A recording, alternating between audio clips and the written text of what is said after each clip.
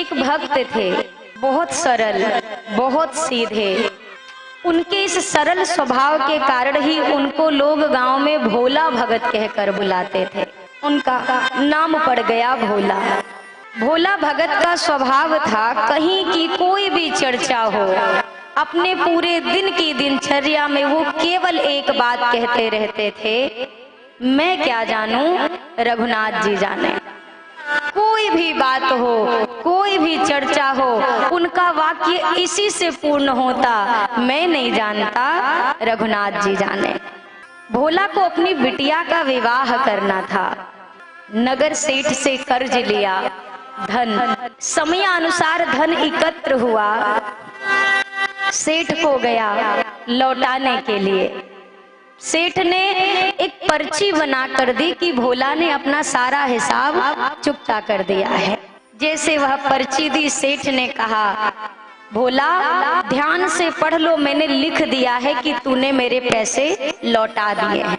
भोला ने अपने उसी स्वभाव से कहा कि मैं क्या जानूं, रघुनाथ जी जाने। उसने पर्ची नहीं पढ़ी।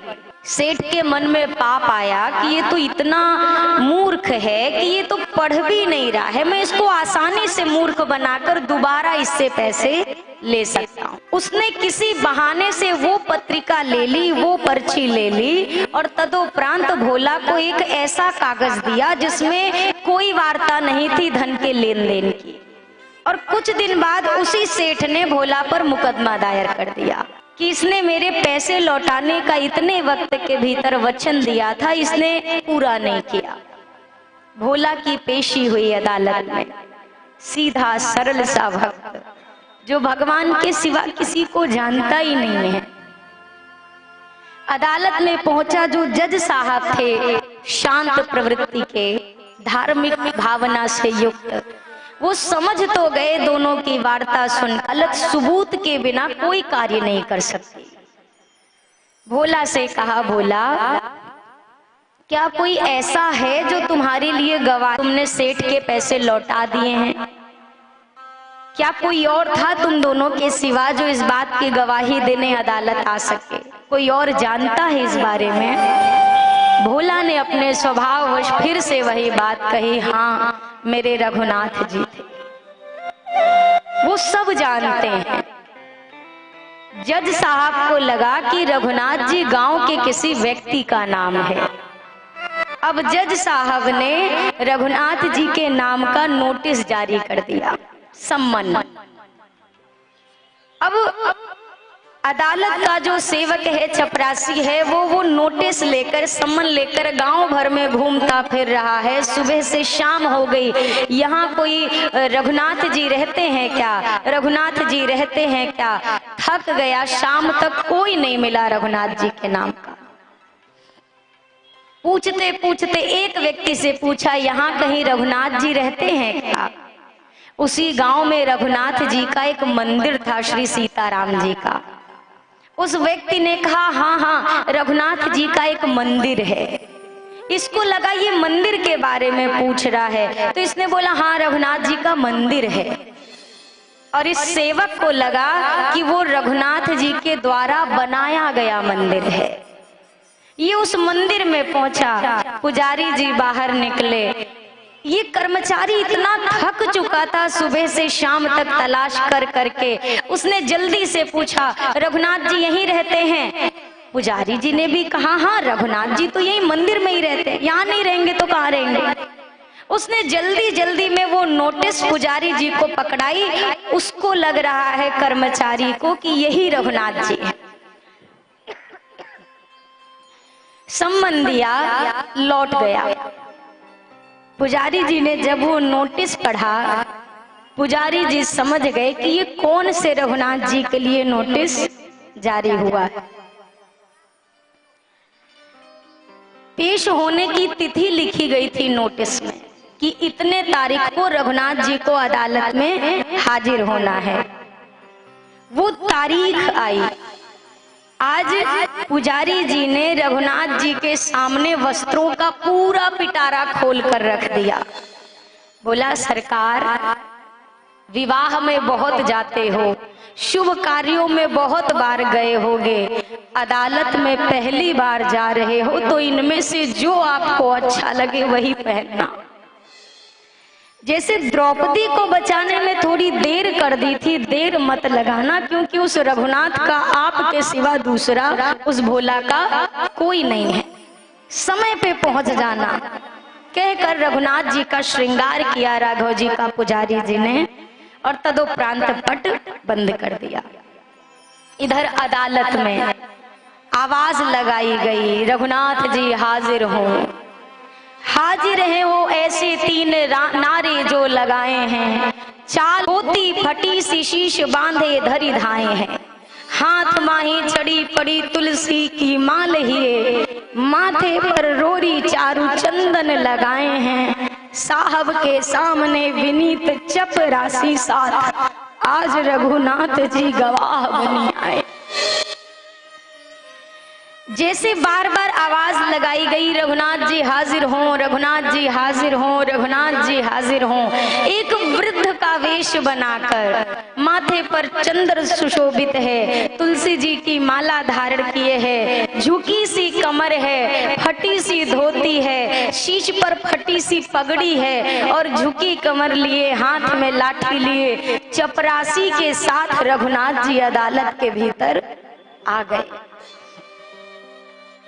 रघुनाथ जी जैसे पहुंचे, जज साहब को लगा यही वो गवाह है जो गवाही देगा।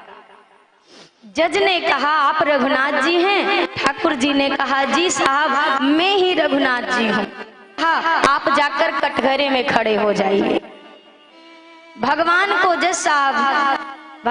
जज साहब ने कटघरे में खड़ा किया।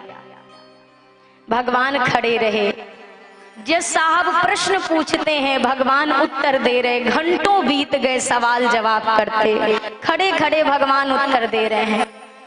जज साहब ने अंत में कहा रघुनाथ जी आप कोई ऐसा प्रमाण दे सकते हैं जिससे ये सिद्ध हो सके कि भोला ने पैसे चुकाए हैं और सेठ को पैसे मिल चुके हैं?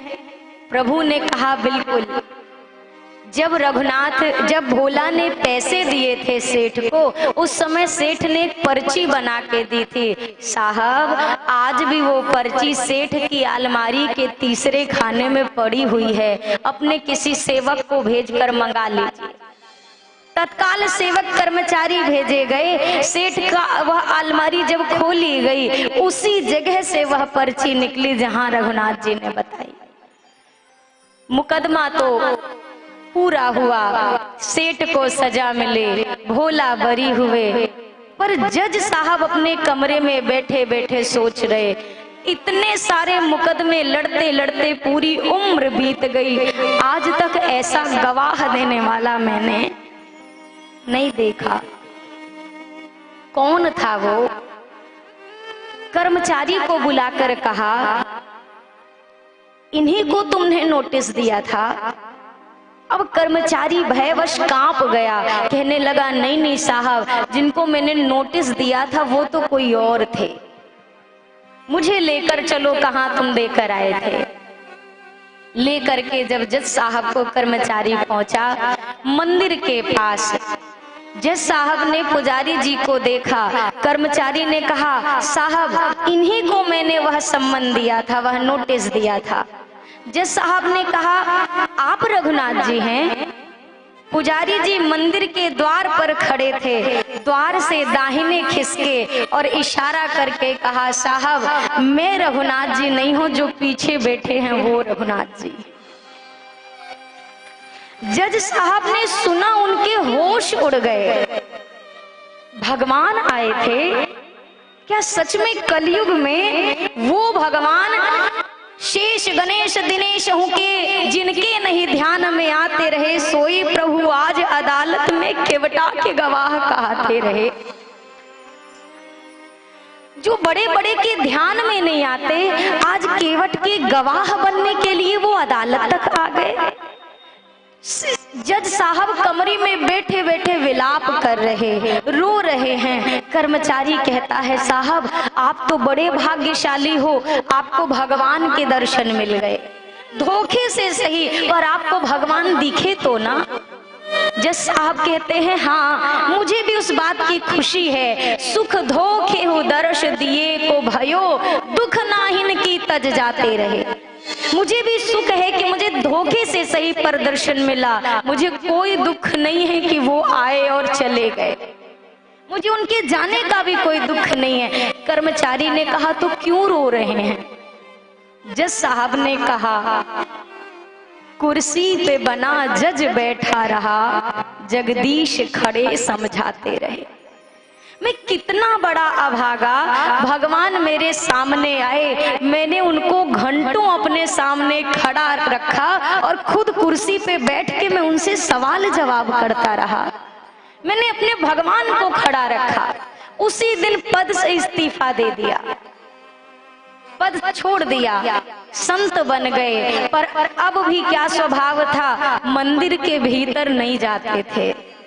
जब कोई कहे आप भीतर क्यों नहीं जाते दर्शन करने, तो जज साहब आंखों में आंसू भर कर कहते, जब ये मेरे यहाँ आए थे मैंने इनको घंटों खड़ा रखा था, अब इनसे आंखें मिलाने की मेरी हिम्मत नहीं होती।